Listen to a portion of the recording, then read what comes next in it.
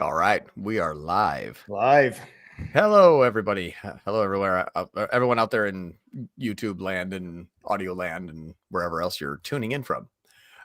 So Ralph is much better looking today, younger, more vibrant, in better shape. Don't tell him. It's Nick. It's a cool hat. Yeah, Hello, right. everyone. I'm not Ralph. Nick here, head of traffic at Tier 11.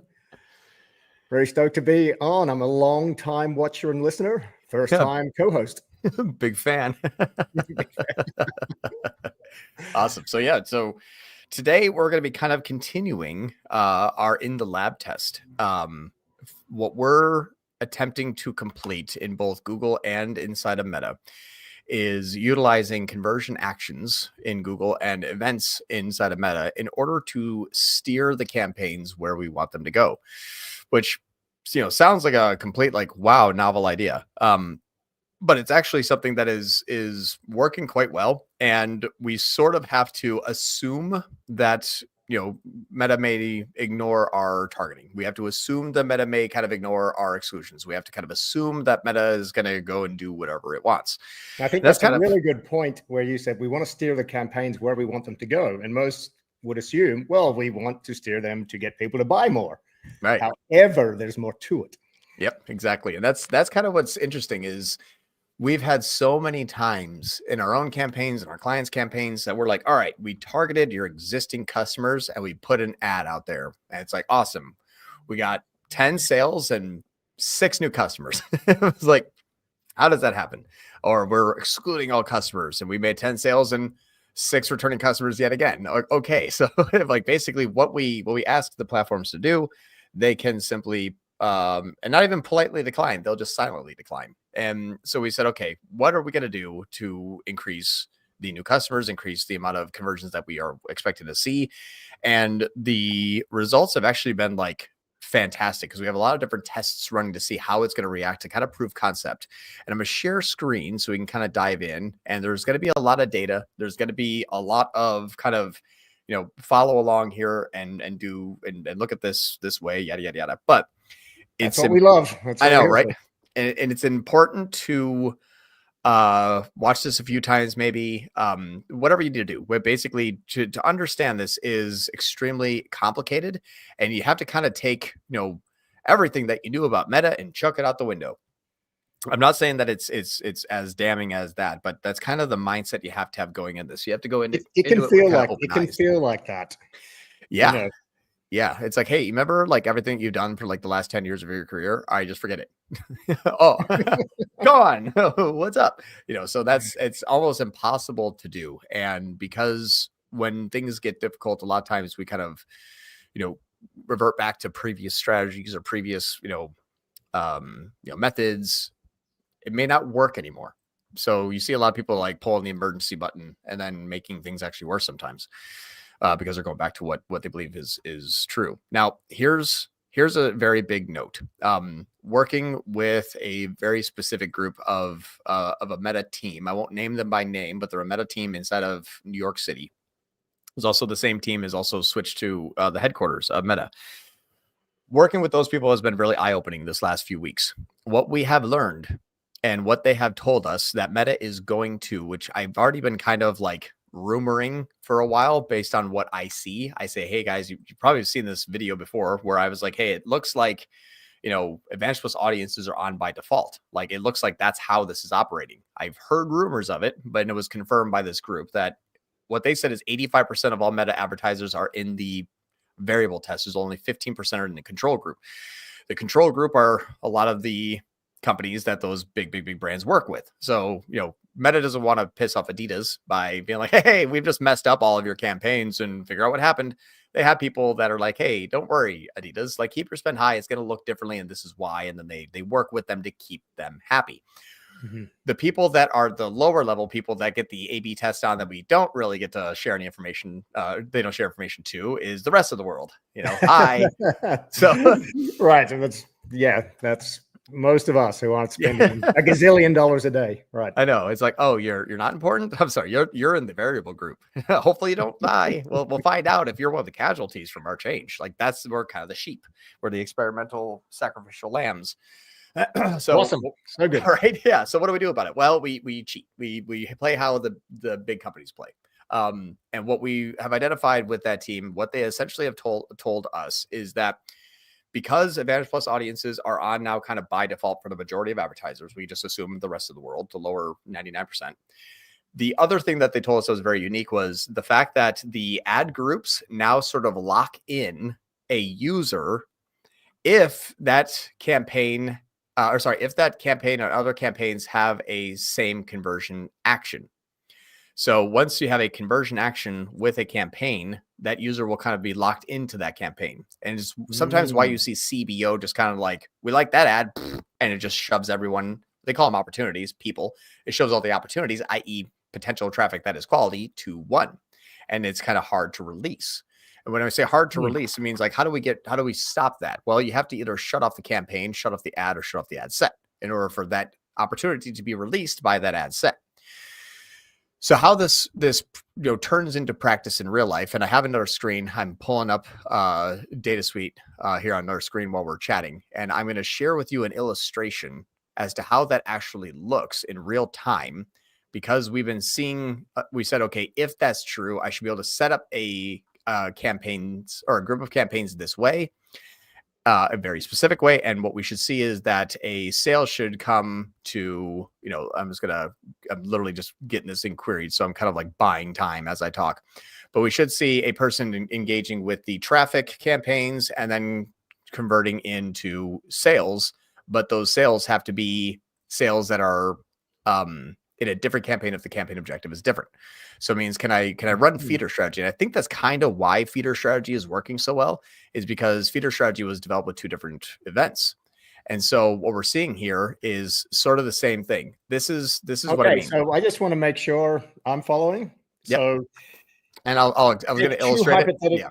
Two hypothetical campaigns with the same objective, say a sales objective. What we usually see is that actually, let's just go on ad sets. We have a CBO ad set, and we have, say, CBO campaign with two ad sets, and we have single ad sets. Usually, we will see one of those ad sets get most of the spend, because if I'm following correctly what you're saying, Meta is going to identify certain people, and now with that objective, it's going to say, okay, these people are with this ad set with this objective. Mm-hmm. And we're going to target them with this ad set because we're going to gather more and more data on them. And that's why we'll see that spend usually go to one ad set. And that can be influenced by creative and what the response is from the creative. However, it's just a known phenomenon with Meta that unless you put minimum spend on the ad sets in the CBO campaign, you'll usually get one, maybe two, get most of the spend. Mm-hmm. It's exactly right. And what's kind of funny is that's illustrated exactly here. Now, feeder strategy uses view content, and the other campaign uses a conversion. So those two can share users because opportunities are not locked into a ad set. Interestingly, it makes so much sense. Do we believe this person is going to convert in this ad set? Yes. So why do we bounce them around? No, stop doing that. But if we're marketing an audience, there'll be some people that want to sign up for newsletter. There'll be some people that want to buy. There will be some that want to browse. Those people are all opportunities. And what are they an opportunity of? To get a conversion on what? Those specific conversion actions.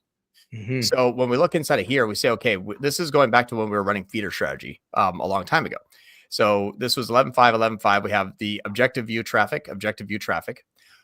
For all intents and purposes, just remember glutinous, even though it says the objective view, it is not. It is an objective of purchase. This is just a clone that we didn't change. So this has got, there's 100 grand. This is actually a new customer purchase objective. New customer purchase objective. So we should be able to see, okay, are they getting engagement in the traffic? Yes. Did they get a contact created? Yes. And then we see traffic kind of die off, and then all of a sudden the conversion campaign pick up, and it's the same freaking campaign. It's like passing the baton. And it was funny, it's kind of locked into like Sarah. Then we had, they actually visited twice, from a Facebook post, so organic. And then there goes Sarah again, getting the conversion.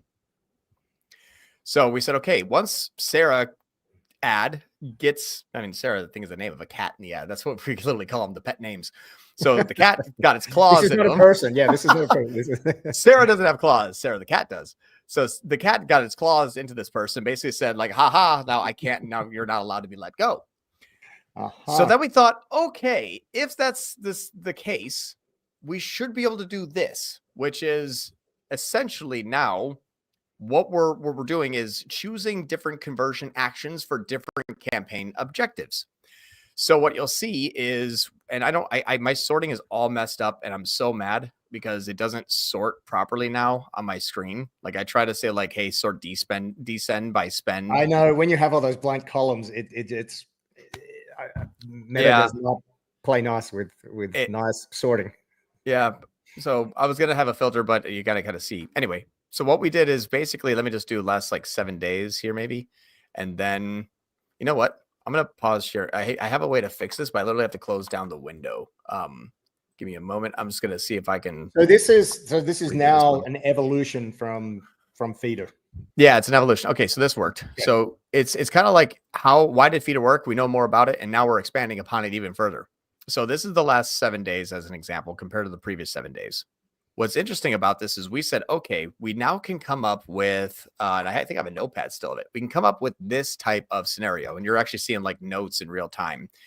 I know it's going to be probably really hard to see on the screen, but what this essentially is, I can zoom, right? Yeah, I can zoom in. So what this basically is here now is we are going to have kind of 2 campaign types that always are running in perpetuity. A creative testing version of a campaign and then our main campaign. Well, why? Well, if we have a traffic campaign, I can have a critical immune defense, which is a product that we sell, a view content of a creative testing and a critical immune defense and a view content of the main campaign. So in our traffic campaign, our view content, why do we have 2 of them? Well, we know that those 2 cannot bounce off of each other now. They can no longer overlap. They're the same audience, the same conversion action. These 2 audiences and conversion action and ad sets should be locked in. Aha, because Meta is going to push people into one or the other. Right. So we said, okay, if that's the case, we could technically now, and we just kind of went crazy. We can have traffic campaign for a specific product, a conversion campaign for a specific product focusing on new customer acquisition. So the conversion campaign says, hey, creative testing, critical immune defense, new customer, creative testing, critical immune defense, new customer, and main campaign. So now we're going to have this creative testing and main campaign versions of each one, because now we can run these in perpetuity. So we did that, and we did it a couple different times over the last couple of weeks. This is SID, both the same thing, critical immune defense. And we started to say, okay, now we want to optimize for these. So we have the purchase immune and purchase immune here. And let me do this.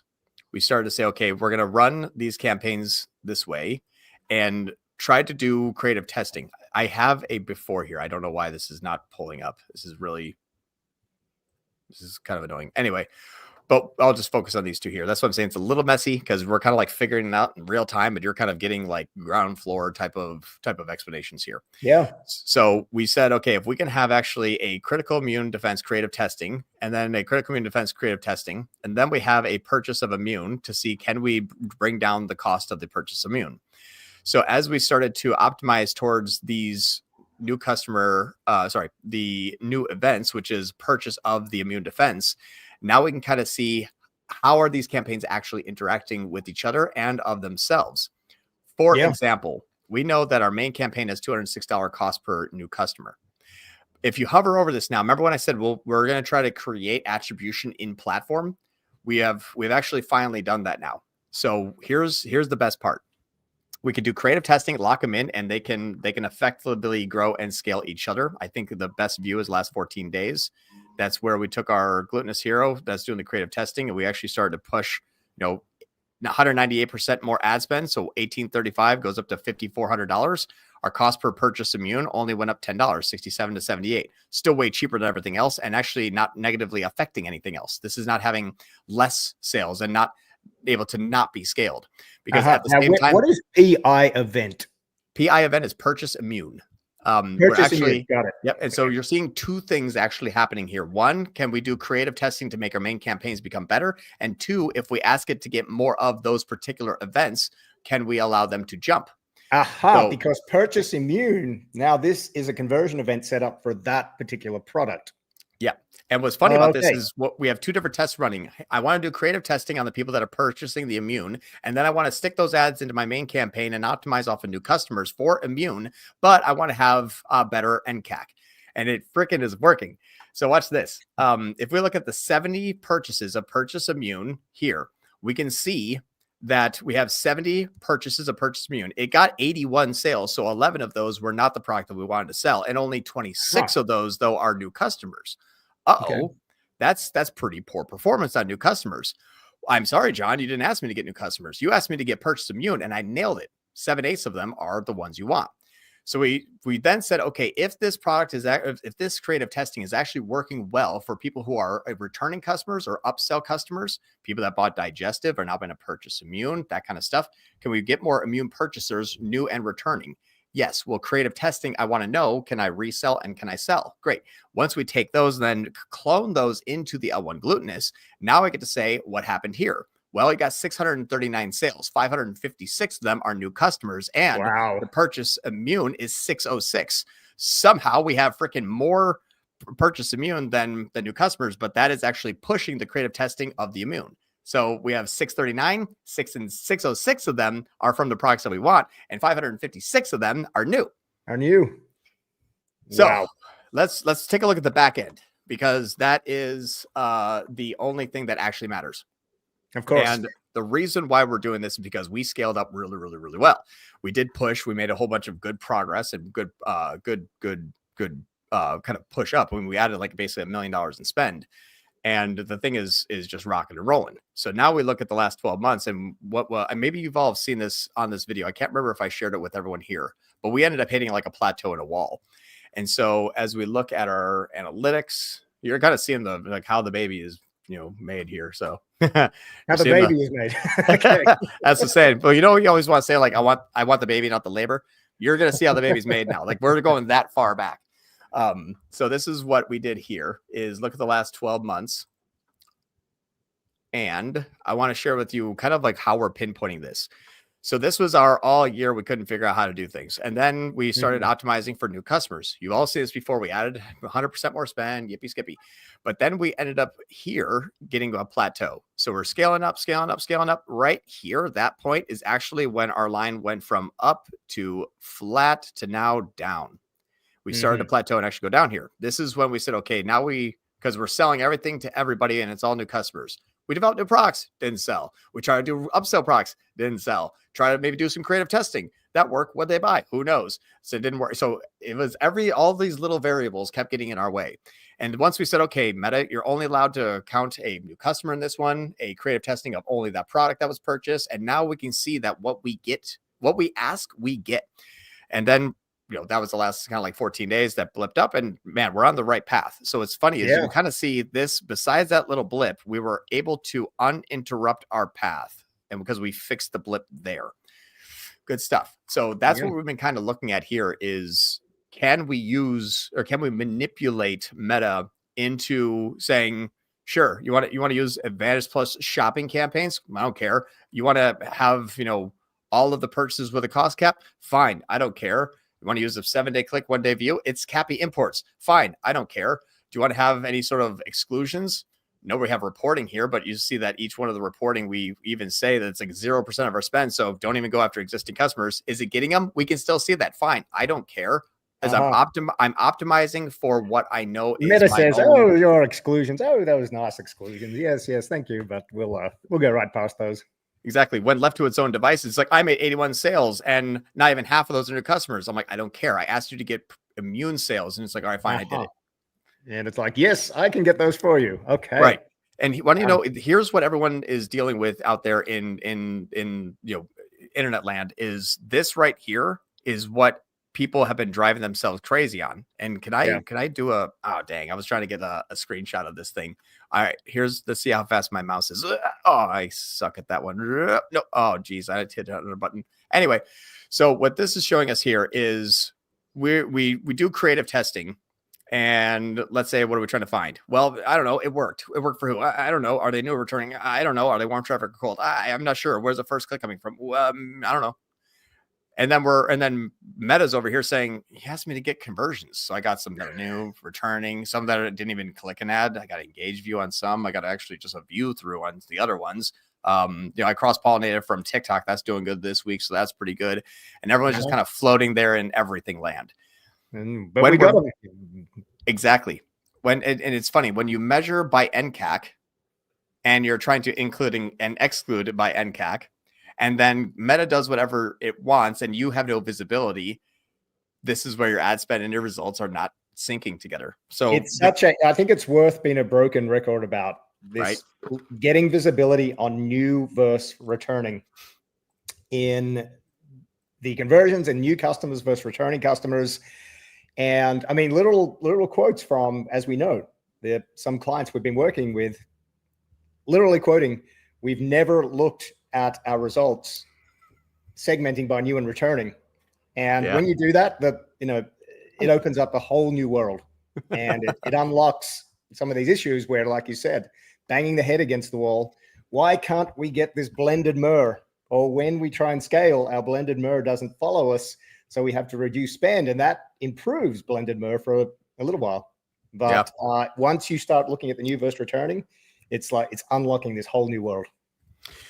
It's so funny to me too, because we've had such a short-sighted view of things for so long that when we kind of stop and think about it, we're like, okay, we assumed when we told Meta to not go after new customers or not to go after existing customers, it did it. Or we assumed that when we said, hey, go after our existing customers and sell this product, that if I got a conversion, I know it must be new and of that product and of that. I mean, then you start to actually count everything inside of the campaigns, and it's complete opposite of what you thought.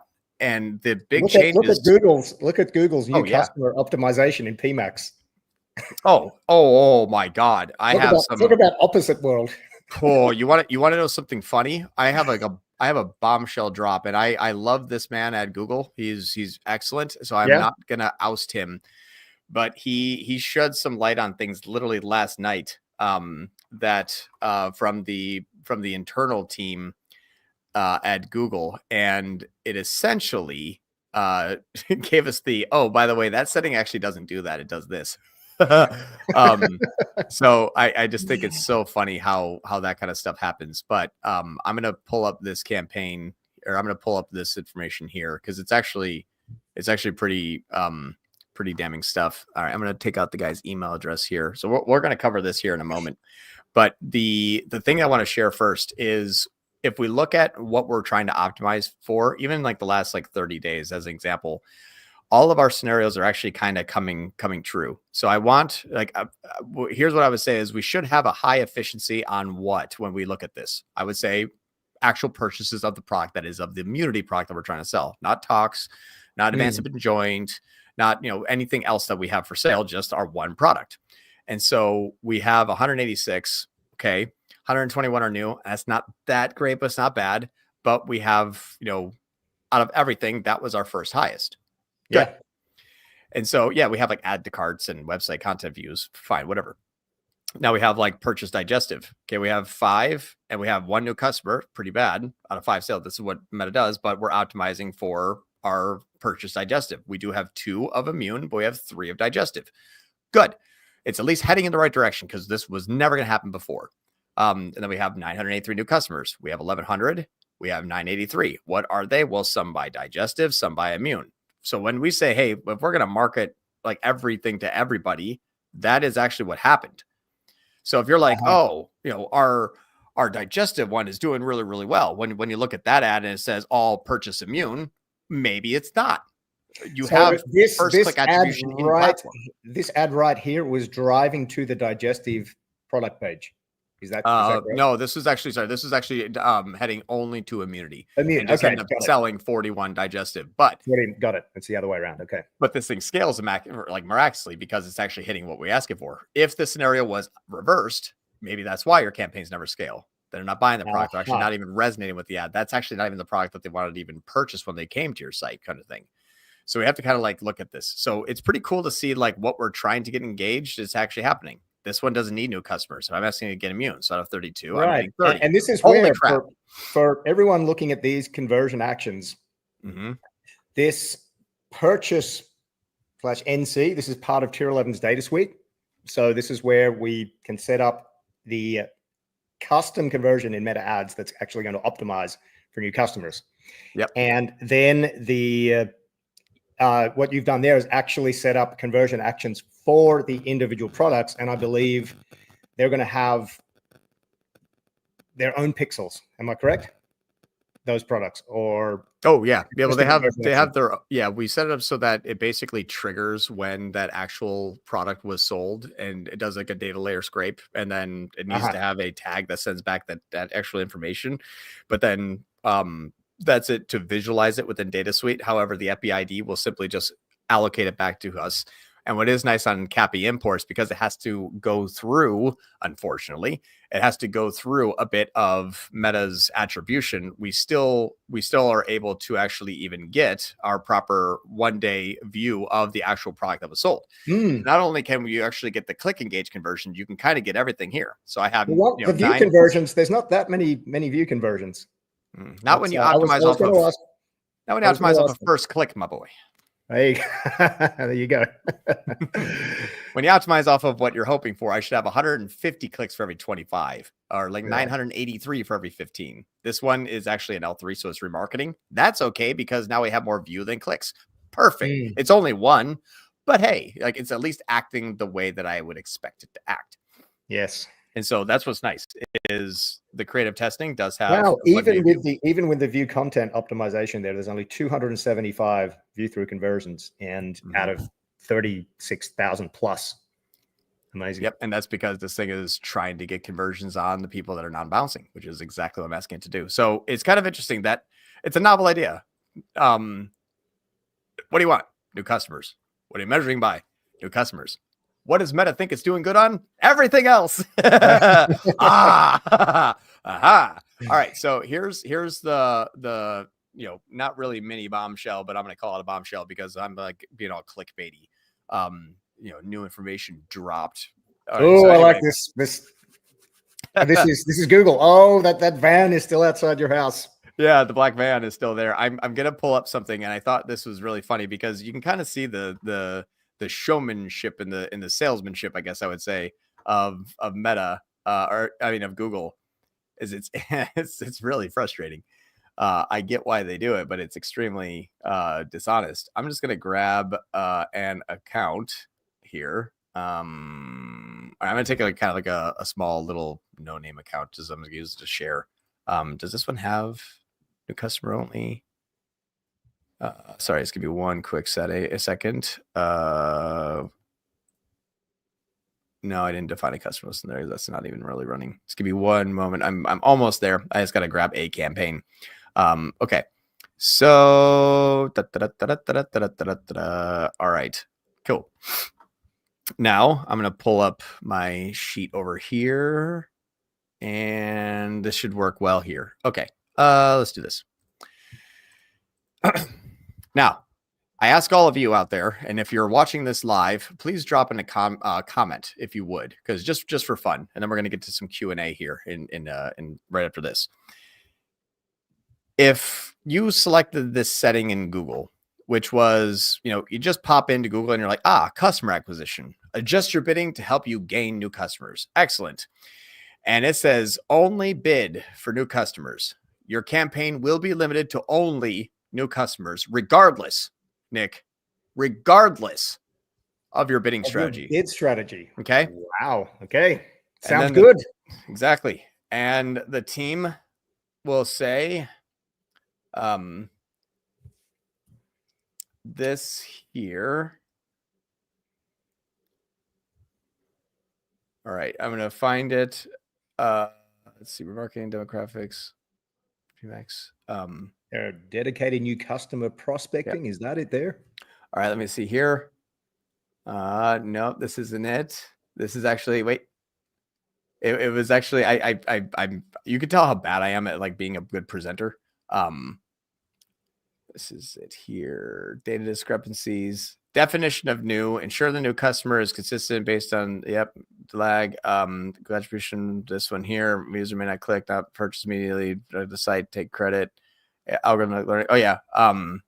So this one here.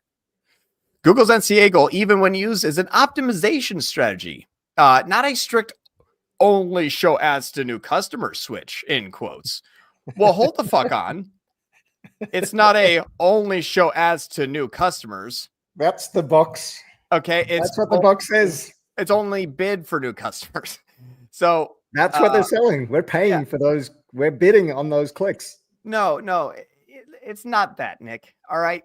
It's only show ads to new customers. The algorithm aims to find users it believes are new customers based on Google's data, like search history and purchase activity, and their provided customer list for exclusions of value. However, it's probabilistic, not deterministic. Where's my asterisk on that? Oh, excuse me.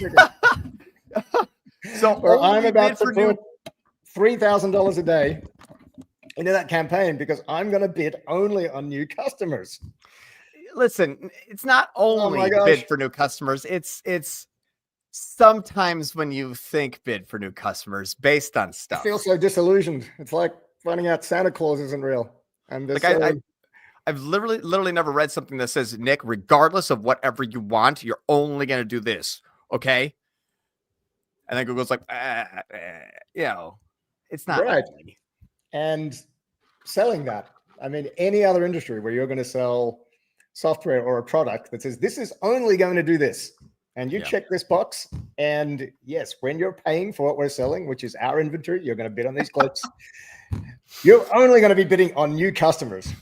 It's probabilistic, not deterministic, based off data that's kind of halfway right, but probably not really. If that actually came to it when you would challenge that, and they'd say, "Well, you didn't read the fine print in our documentation." Oh, I'm sorry. No, I didn't spend a few weeks going through all your documentation, your development documentation to find that little nugget which you just shared there.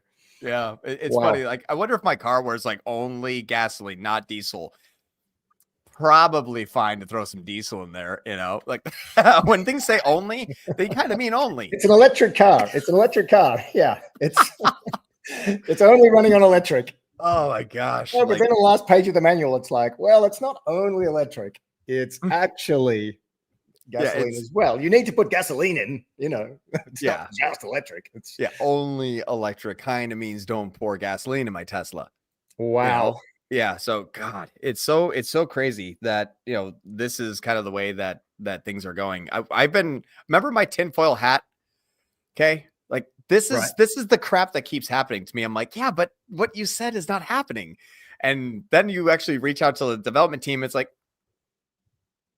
the marketing team wrote the headline of only new. This is what actually happens. Oh, I mean, when you think about it, this is a big reason why we are in business, because if you're just an advertiser who starts Google ads or, runs ASC campaigns, then you are going to trust what the platforms are saying. Yeah. And that's very risky. And really it's just, but that's the world we live in. Very, very big companies that dominate advertising, and we've got to navigate. Yeah. And that's why I think that it's so funny. Cause like this is why we had to develop the MPIs, is because like, but Google says, and it's like, how many times I've had to like deal with but Google said, and I'm like, they said it publicly behind the scenes. It's like, got him, so it's kind of, I don't know. So all that stuff is, the same thing. Meta and Google are just taking control. So I said, okay, cool. That's fine. You know what? That is what it is. But now what I'm going to do is take the power back. I'm going to say, you want to only bid for new customers and then kind of, backtrack on it. Fine. I'm only going to allow you to look good if you actually get a new customer. Now, this is one of the companies I cannot really share the information on. So please just please note that this is a in the lab test of a very, very large company. It shouldn't be visible anywhere. It might be a little bit. I'm going to get a snapshot set up. I can't go into too much detail. My apologies. This is actually running off of a really weird also kind of conversion action that we're testing from a third party just before we have a very large agreement with Data Suite. Okay, and this is Google. This is Google. Oh, okay. I have to, damn it. It still says the client's name. Just give me 1 second. I'm gonna basically just I have to inspect element the name out because it's the conversion action of the brand name dash purchase. I'm like, ugh. So okay. Yeah, That's so tricky. I can't share that hidden. All right. Yeah, this should work. All right. So what you'll see here, I actually just went into the segmentation cell and just changed that to hidden just for right now. So it says hidden. On another episode, you have to share how you can do that too. You can actually change what is in the dashboard in Google Ads.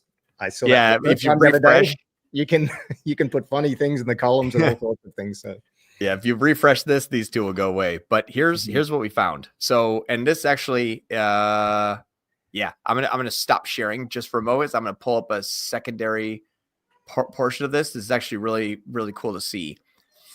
This may expose the brand name. It's gonna. All right, whatever. We're gonna cover that in another episode anyway, because I want to make sure to get to Q&A. So this is what we saw. These are all still live, by the way. All these purchase actions are still. This is our old Solutions 8 one. I mean, this is an old client. This is not new. And what we found is that in our all conversions, this marks everything.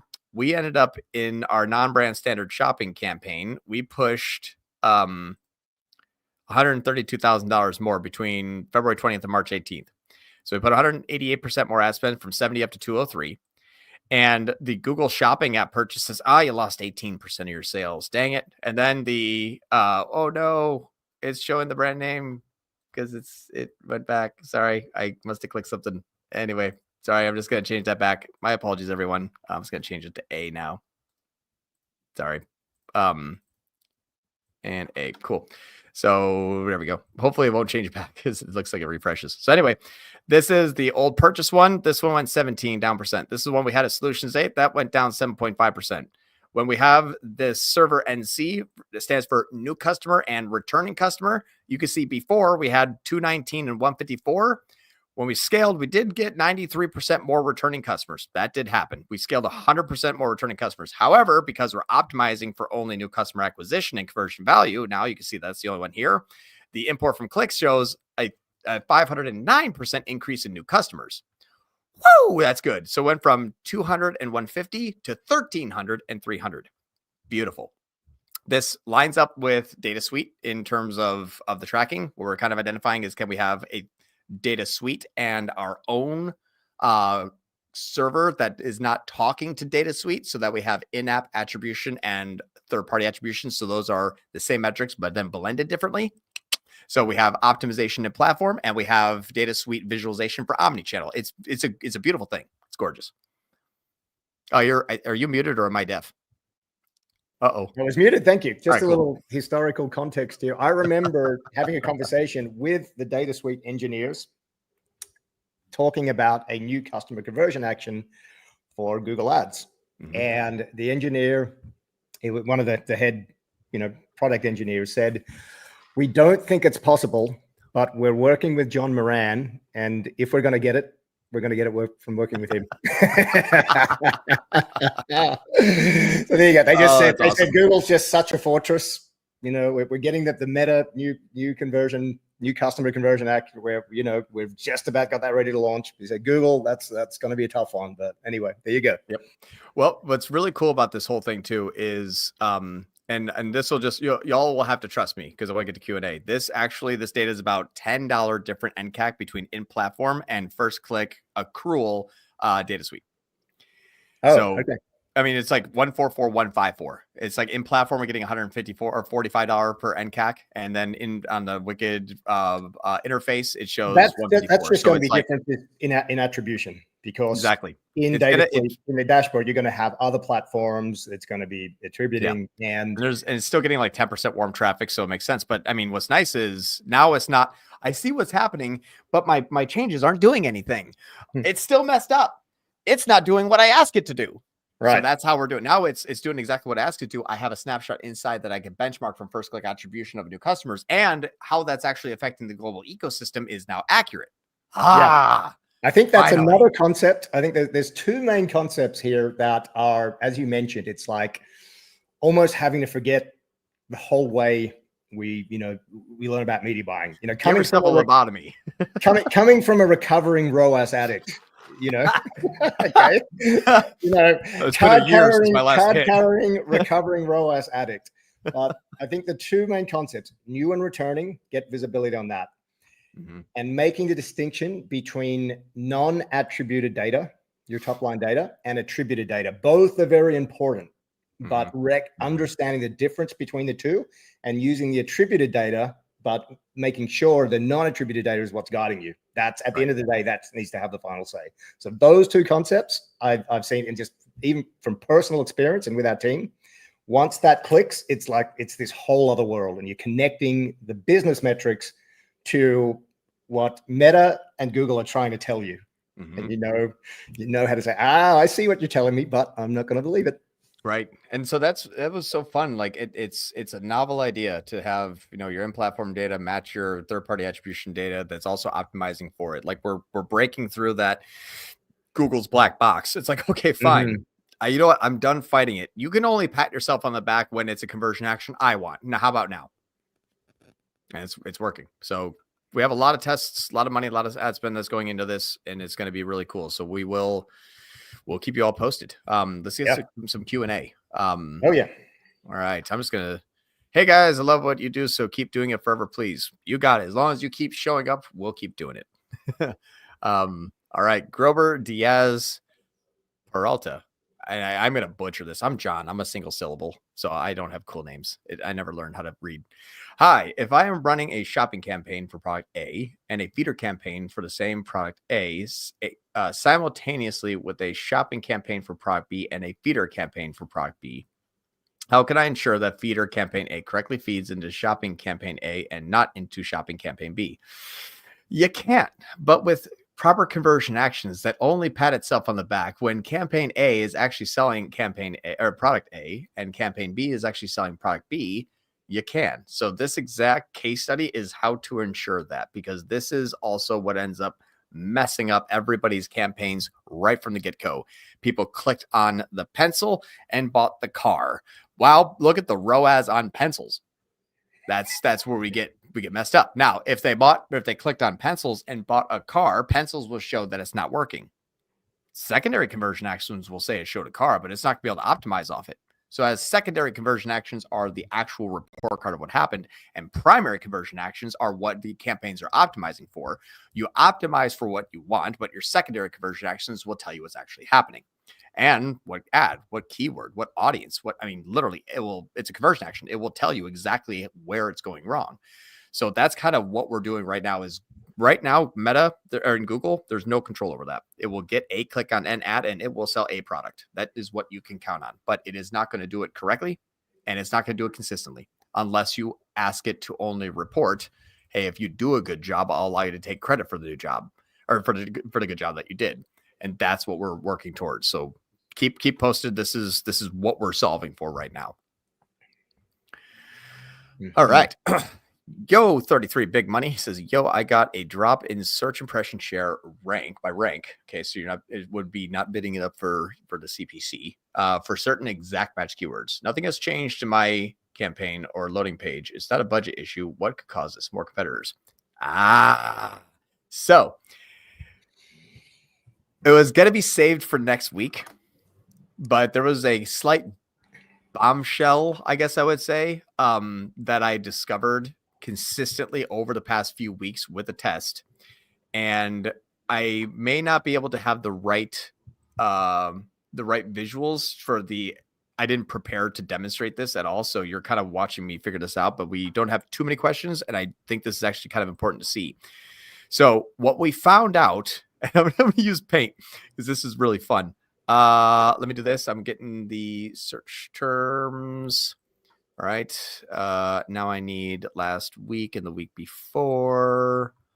All right. Let's see. All right, so let's do this here. Give me one moment. Almost ready. Then let me just do this here.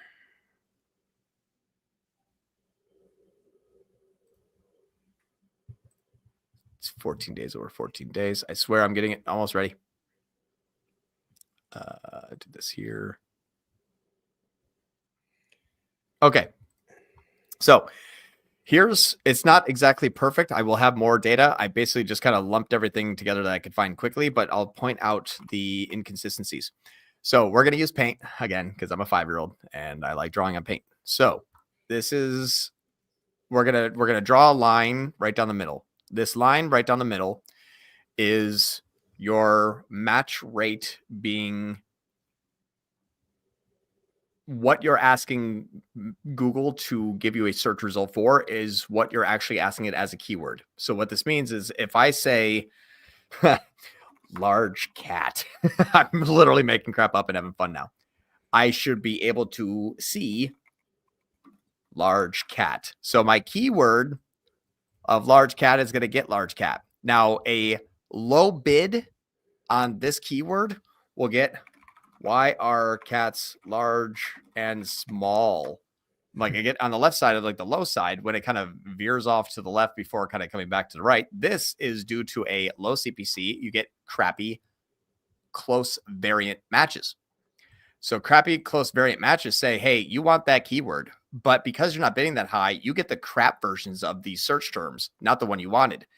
And on the other side, it was, large cat for sale near me. This is on the right-hand side. You have high intent, high purpose, and people are actually looking to achieve a particular role. So now your large cat is actually showing for a close variant of a better search term because you're paying more for CPC. So you could bid on a keyword and it's up to your CPC depending upon if your close variants are crappy or your close variants are good. So when you say you have a drop in rank, what that could mean is that you're actually showing up for longer tail, maybe less top performing, maybe more long tail, those things that are not really matching well. You should see this in your exact match IS, your exact match impression share. You should see that percentile reducing if that's actually happening. It means the searches that you're wanting for are becoming less and less of searches that you're getting. So when we tested this, we said, okay, if I'm going to bid really kind of like a cheaper CPC of like around $33, what is the cheaper CPC around, this was the CPC it was actually a lot less. Now it is a lot more, but I'll share with you kind of before and after the 14 days. We were getting clicks on like X-ray repair near me. Good. MRI pads. Not really that great. C-arm rental. Well, we repair C-arms. Mary X-ray. Well, that's kind of a competitor. X-ray companies. Yeah, but we do service and repairs. You're probably looking for an X-ray, a technician. Oh, got one. And then we cranked up our CPC to like $100. And so now I'm getting $57 cost per click, $109 cost per click. But then it's like X-ray sales and service. Oh, shit. That's exactly what we do. X-ray services. Okay, it's kind of close. X-ray companies getting a little bit more. X-ray company near me, dental X-ray sensor repair, X-ray machine repair, X-ray machine repair technician, X-ray repair technician, machine repair, who fixes, who repairs, who fixes. Yeah, when you bid $100, you're not getting Mary X-ray. You're getting who fixes this really expensive $500,000 machine. So I have this is just 14 days over 14 days, but it was like 12 and 9. So I have to find the exact ones. But when we had our Google introducing close match variants. Works great for them. Yeah. You want to bid low for the exact match keyword? Well, your search and pressure rank is also going to be really crappy because it's a long tail and no one really bids on it and not showing up that often. So even your bid on an exact match, if the close variants are poor, you get really poor performance and you get really poor intent. But and like this has changed because 33 Big Money here has said he's got a drop in the search impression share rank. Mm-hmm. So this could also have been lower triggered CPC by right. Yeah. Okay. Yep. And so that's where if it's a lower rank, you could have the exact same search terms, and in a lower rank, it would just be CPC. But if you have the exact same search terms and your CPC is about the same, you could have a competitor spiking bids, like you said, more competitors. However, you may not really necessarily see that because nothing has actually changed. You're just receiving lower quality searches. You still have the same keywords. You still have the same clicks. You might even have more impressions. You might even have the similar top of page rate. Mm-hmm. Right. Yep. just on the wrong searches and that's why I said, look at your exact match IS. If your exact match IS is going up, then you're getting better. If it's going down, it means you're getting less exact matches of the keyword that you want, i.e. more close variants, i.e. maybe lesser quality close variants. And I got that because you said your rank is down. So that's how I'm coming to that conclusion. Again, this is a comment on a live. So try that. Let's see if that works. Just take a look at that. See if maybe that's happening. Oh my God. We were scammed. We were. And now Louis laughing at us. All right, Tony. John, quick question. If you have max conversions with a targeted cost per acquisition, how long should you wait to lower the TCPA? Is it 10%? You obviously need minimum 30 conversions first, correct? So I actually always start with a crazy high CPA and I keep it there. I actually don't adjust my campaigns based off of CPA or TROAS. I adjust my campaigns off of a crazy low TROAS or a crazy high TCPA. If I want $200 conversions, I'll ask it to get 500. If I want a 200% ROAS, I'll ask it to go for 60. The reason why is I will adjust my budgets. I will adjust my campaign's aggressiveness by budget, not by bid. So what you're just a TCPA, it doesn't mean, hey, pay really aggressively for only these group of people you think are going to convert. It's I need to spend less so I can have the same amount of conversions and I can lock myself into an area that's not going to scale. So you're restricting the campaign. So few things happen. One, your audience size goes down, which means you're limited by scale. If you try to dump in more ad spend, you see CPC just rise because you have 100 people and you're not going to be able to get the 200 people. You're only allowing yourself to pay for 100 people because these other people are very expensive because they're a little bit longer sales cycle and there's a little more competitors on it. But the people that you have earned with your daily ad spend and your targeting, I will give you 100. So if you dump in more ad spend, CPC goes up $100, or $200 more per week, but you got 1% less clicks. And that's indicative that you're locking yourself in too much. So that's one of the things that happened. Or if you set it too high of a ROAS or too low of a TCPA, you do get obviously capped performance, but also potentially lower quality because it is bidding lower for the same search terms that you're bidding on before, but now your close variants are a little bit less accurate. So that's very interesting. I just wanted to bring up a phenomenon where we had the feeder strategy recently where a client asked, why is our max clicks CPC higher than the TCPA? Because the TCPA is suppressing the amount that campaign could bid. And with the exact match keywords in the max clicks campaign, it was able to bid higher and the competition for those exact match keywords was increasing. And the search terms in there were like chef's kiss. They were fantastic. And so, yes. So when you have a TCPA or TROAS, what you basically say is bid whatever you want to bid for the same amount of people you're going to give me anyway, but try to back into a goal. If you did it wrong, if you put a way too restrictive goal on a CPC that needs to be high, that's when your campaign goes poof.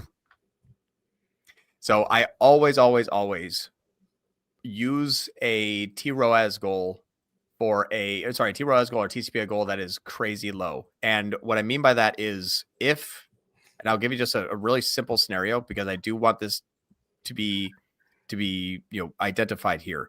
You can still take a campaign that is like this shopping catch-all and from, let's just say December 1st to December 9th, just for fun, December 1st through December 9th, scale this thing up compared to the previous period. Is that right there? Yep. Let's turn on the segmentation. Actually, there is no previous period. It's just nothing. So this thing essentially went, all right, I need to spend $33,000 in a week. And I said, hey, get a 60% TROAS. It says, you got it. Here's your 257. So I have $20 CPA and 257 ROAS on an all non-brand standard shopping campaign. Why? Well, my 60% TROAS was allowing myself to get stupid aggressive, but the aggressive level actually ended up being capped just by market demand by 57 cents. If yours is $50, wrong channel. We got to look somewhere else. But if I said, hey, crazy, stupid, aggressive bid, it's like, well, 57 cents is kind of where I cap out. All right, fine. I'll take that. But if I crank that up to 200, that would go down to 30 and then all my traffic would crash and I wouldn't scale 30 grand a week. So I use very aggressive bidding strategies because I know my campaigns, my products, my year over year, I know this is going to be selling this month. I've already pre-planned this stuff. I didn't need to back into it by saying, I hope it did a good job. Can you restrict it enough that it works at least good enough? I think that's really important. It's the prep before launching the campaigns. Mm-hmm. And as a general rule, where will you set those see 60% for the TROAS. And that's actually, that's going to be below the default that Google will set if you just used the max conversion value, I believe. Mm-hmm. Yeah, max conversion value without a TROAS defaults to 200%. Yeah. And then for the TCPA, we'll usually set 5x the target CPA around there. Yep. So if you're like, hey, I need this thing to unlimited scale, by setting a TROAS or TCPA, you say, I've actually capped it. I don't know where that cap is, though. We'll find it. That's fine. That's completely fine. I need a 500% TROAS, and I'll put $1,000 a day. You may spend $6, and you may hit your 1,000. That's where it hit. That's the cap. This cap at a 60% TROAS, I still haven't even hit it yet. I'm still at 257% ROAS and spending 30 grand. I haven't hit my cap yet, so it can scale. So when you put a restriction on it, you've said I have arbitrarily capped it at a level. I don't know what the level is. I will find it. I will be profitable until I get there. Once I hit it, though, this will not scale. It will stop there, and that's where a feeder strategy comes into play. Cool. Oh my God, I know it's insane. This stuff is we're being lied to, and we're like, I feel like Batman right now. I'm like coming to save Gotham from the evil empire. All right. Not bidding deterministically. So Google is just playing rock, paper, scissors with your ad spend. Not really. They're kind of difference between selling you traffic that they believe is going to convert at a price you're willing to pay versus what an actual competitive bid means. So if you're using standard shopping and you have a manual CPC, it's like what you cap, this is what you get. You're like, I need a TROAS of X. So I'm like, okay, well, there's some warm traffic. They've already been to your site. They're actually a returning customer. So we can bid a little bit more to get a really easy sale. Okay, once that's in there, we've added one to the chart over here. They're getting closer to TROAS goal. Okay, where else can we find? And it basically just backs into what you want. And if you're only looking at ROAS, you're like, all right, looks good, even though 80% of those people were your existing customers, and that's why you hit that target easily. It will never scale. If your point is to scale, you'll never use a cost cap or bid cap that's aggressive. You will never. If your solution is to scale, you can never use a restricted bid or a cost cap or bid cap or TROAS or TCPA. It's literally the opposite. It's like, I want this car to go faster, so let's take off a wheel. That's kind of what we're doing. All right. Thank you so much. You're very, very welcome. I had to change to broad keywords the last 3 weeks. Phrase was not working for me anymore, unfortunately, for lead gen. Yeah, I did a joke the other week. I said, exact is phrase is broad, and broad's whatever. And so that's how this has moved into. I know we have 2 minutes left. I'm going to try to get through as many more as I can. But yes, that's because now Google took the reins again and said, fine, I'm going to show whatever I want, regardless of your match type, because if you don't pay me enough, you get the dog shit search terms. Cool. Thanks. I'm late. Ralph looks different. Oh, crap. Mitch is here. We got to redo this entire episode. It's kind of like what we do. It's a ritual. Hello, I'm not Ralph. Not Ralph's here. I had a TROAS campaign of 40%, but the conversions were choppy. 1 week 3 ROAS, the next negative ROAS. So I took a step back and set max conversions stable now, but I'm stuck at 1%. There's something larger at play here, and it's either product market fit, pricing, something slow page. My opinion, with a campaign of 40% and the conversions are choppy, something's not right there. I'm not saying that 40% TROAS goal means everything's perfect. I mean, if you have a great campaign structure and all that kind of stuff, then things go much smoother. So I'd have to look at it a bit more, but I would just go through the entirety thing all the way to like, are your titles optimized, your descriptions? Are you having GTINs and MPNs? Is your website fast? Is there enough content on the page for Google to interpret what your PDP means for it to have you help a better match type? Have you gone through and went through Google Search Console and indexed all of your PDPs so that DSA element inside of Performance Max can be used properly? Do you have ecom product defiring? I mean, there's like 70 things I can go through, but I think there's probably some more work to do rather than maybe what's going on right now. When it's choppy, something's not working. The issue is I'm now seeing mostly low value conversions. I'm confused. Yeah, that's probably because what people are enticed to buy. My dad actually used to say a fun saying. It was cater to the poor, become poor, cater to the rich, become rich. If you cater to the poor, i.e. low AOV products, you're going to remain poor. So I would scrap this kind of plan so far, review what your product market fit is, seasonality year over year, and even do some research on competitors. Maybe take a different approach. There's something that seems to be an issue. Sorry, part of it, I kind of keep going on here. When running across Meta, Google, Amazon, how do you deal with different conversion lag windows? Yeah, so that's what we use Data Suite for. We actually can tell you when first click comes in here, it takes 8 days on Google, it takes 12 days on Amazon, it takes 15 days on Meta, It kind of maps it out for you. The Amazon to Google is a little bit more of an issue. For that, I would actually use Amazon Attribution for that. And actually send your traffic right to Amazon. And then that will actually kind of tell you if they eventually make it to Amazon, i.e. I sent them there, how long does it take to actually get those conversions? You can use Amazon Attribution to identify that as well. If it's much faster, maybe that's an easier path. And this is where identifying the overall global time lag, and that's going to give you an ideal period to assess results. For example, you launch something new and you know that time lag. You don't want to be assessing results after 3 days if the time lag is 10 days, for example.